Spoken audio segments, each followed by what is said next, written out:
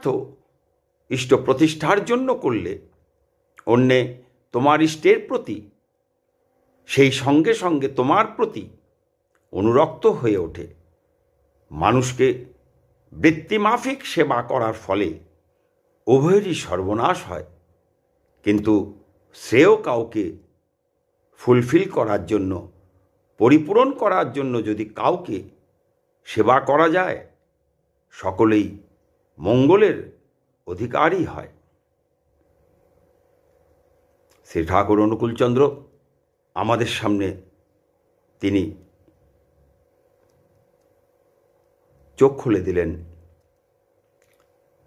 তিনি আমাদের যা বললেন, আজ আমাদের ভাবার সময় এসেছে, দেশনেতৃত্বকে তা ভাবতে হবে।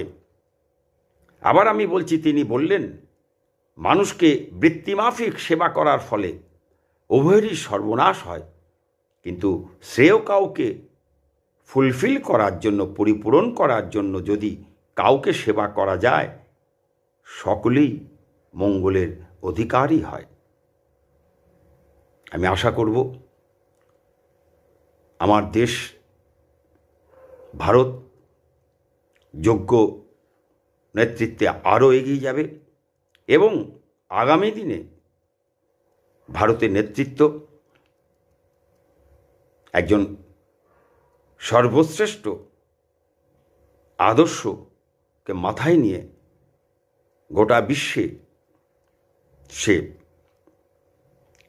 ভারতকে জগৎ সভায় শ্রেষ্ঠ আসন লবে, এই যে কথা, এটা প্রতিষ্ঠা করবেন এবং ভারতের নেতৃত্বে গোটা বিশ্ব ইন্টিগ্রেটেড হয়ে উঠবে, সংহত হয়ে উঠবে, একটা পরিবার হয়ে উঠবে গোটা পৃথিবী। নমস্কার, আজকের মতো এখানেই আমি আমার বক্তব্য শেষ করছি। আমি আবার পরবর্তী ভিডিওতে আসব। আপনাদের কাছে আমার বিশেষ অনুরোধ,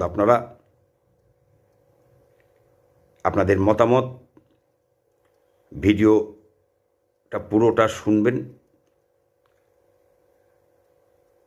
মানুষের কাছে আপনারা পৌঁছে দেবেন এই বার্তা, এবং আপনারা আপনাদের মূল্যবান মতামত দিয়ে আমাকে ধন্য করবেন, আমাকে অনুপ্রাণিত করবেন আগামী দিনে, যাতে আমি আরও আপনাদের কাছে নতুন বিষয় নিয়ে আসতে পারি।